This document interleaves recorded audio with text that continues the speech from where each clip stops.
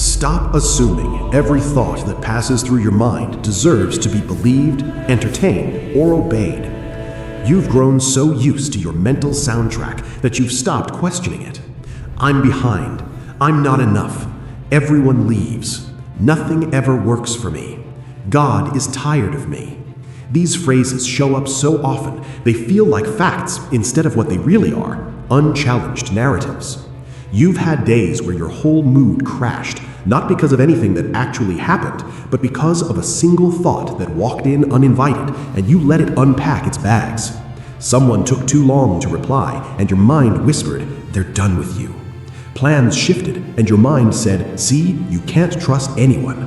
You made one mistake and your mind shouted, "This is who you'll always be." Before you knew it, you were spiraling over a story your mind told, not a reality God wrote. I see you. I see how tired you are, not just in your body, but in your brain. I see you trying to take thoughts captive while feeling like the thoughts are the ones holding you captive. I saw you when you thought, if anyone could hear what goes on in my head, they'd run. You've started to confuse the loudest voice with the truest voice, but volume and truth are not the same thing.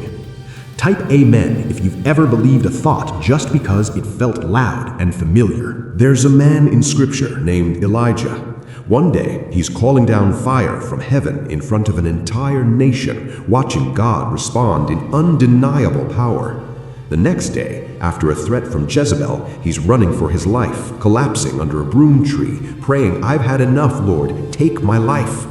Objectively, his assignment was not over. God had more for him to do. But subjectively, Elijah's thoughts told him, "It's done. You're alone. This is pointless." Later, hiding in a cave, Elijah pours out his internal script to God. "I've been very zealous for you. The Israelites have rejected your covenant, killed your prophets. I am the only one left, and now they are trying to kill me too." That's what his mind told him. "I'm the last faithful one. It's all on me. Everything is falling apart." But God answers with a different reality. There were actually thousands who had not bowed to Baal. Elijah was not the only one. His feelings were real. His conclusion was not. This is crucial. God does not shame Elijah for his thoughts. He doesn't say, "How dare you think that way?" He lets Elijah speak, then gently corrects the story. He feeds him, lets him rest, reveals himself in a gentle whisper, and gives Elijah new instructions based on the truth, not the distorted narrative Elijah carried. Here's what you may have never been taught. Thoughts are inputs, not verdicts. They arrive from different sources: your past, your fears, your upbringing, your wounds, spiritual attack, your imagination. Just because a thought shows up with emotion attached doesn't mean it deserves agreement. You are not powerless. You get to decide which thoughts become beliefs and which get dismissed. Comment 777 if you're ready to stop treating every thought as automatic truth. So let me ask you, what is the cave story you keep telling God and yourself? I'm always too much or not enough. Nothing good lasts for me. I'm faking it, and one day everyone will see. God must be disappointed by now. Where did that script come from? Who spoke it first? Heaven, your history, or your fear? If God sat with you like he did with Elijah and said, "Tell me what you're doing here," what story would you pour out? And if he whispered back, "Some of that is real, but this part is not true," would you be willing to loosen your grip on the lie, even if you've held it for years?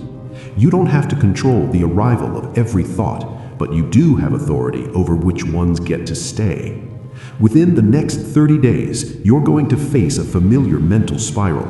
It might be triggered by a comment, a delay, a mistake, an awkward moment, or nothing obvious at all. Suddenly, your mind will start building a case. Here we go again. This always happens. This proves what I've thought all along. That is your Elijah in the cave moment. Not a test of whether you'll never have negative thoughts again, but a test of whether you'll still automatically agree with them. Here's your action. For the next 30 days, use a simple 3-step thought audit whenever you notice your mood crash quickly. Catch it. Ask, "What did I just think?" Put it into a sentence. Challenge it. Ask, "Is this a fact or a forecast?" Did God say this, or did fear say this? Change it, even slightly. Replace it with a truer, more aligned thought, even if you don't fully feel it yet. Example, thought, everyone is tired of me. Catch, I just told myself everyone is tired of me. Challenge, do I know that for sure, or am I guessing? Has God ever called me a burden? Change, some people may not understand me, but that doesn't mean I'm unwanted. God hasn't called me a burden. You're not trying to go from despair to delusion. You're aiming for one step closer to truth. Amen. If you're willing to start catching and challenging your thoughts instead of living inside all of them. Alongside this, pick one anchor sentence you can return to when your mind feels wild. Something like, not every thought is true just because it's loud. I am loved even when my thoughts are messy. This is a feeling, not a final verdict. God's voice is my reference point, not my fear. Write it somewhere you'll see it.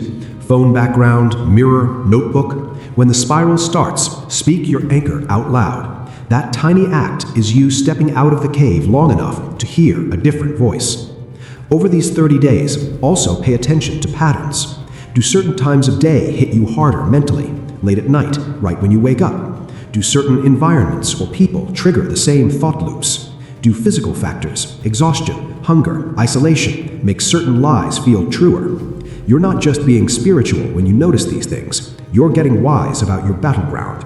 Remember Elijah. God addressed his thoughts and his body. He gave him rest and food. Some of your darkest thought cycles don't mean you're faithless. They mean you're depleted. Rest, nutrition, movement, community, and when needed, professional help are not signs of weak faith. They're ways you partner with God in caring for your mind. You will still have days when the thoughts win more than you'd like. You may catch a lie hours after you agreed with it. That's okay. That's progress compared to years of never questioning anything your mind said. The goal isn't to never struggle again. The goal is to shorten the distance between the lie and the moment you recognize, wait, that's not God.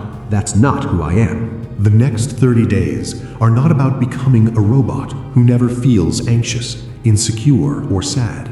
They're about becoming someone who refuses to let those feelings drive the car. You can feel them, acknowledge them, even weep with them, without handing them the steering wheel. Your thoughts are not all-knowing. They are not always kind. They are not always accurate. But the one who made your mind is. You are allowed to say to your own brain, thank you for trying to protect me, but we're not believing that anymore. Stop agreeing with every thought. Start agreeing with the one who can correct them. You're not crazy. You're in a battle. You're learning how to fight better.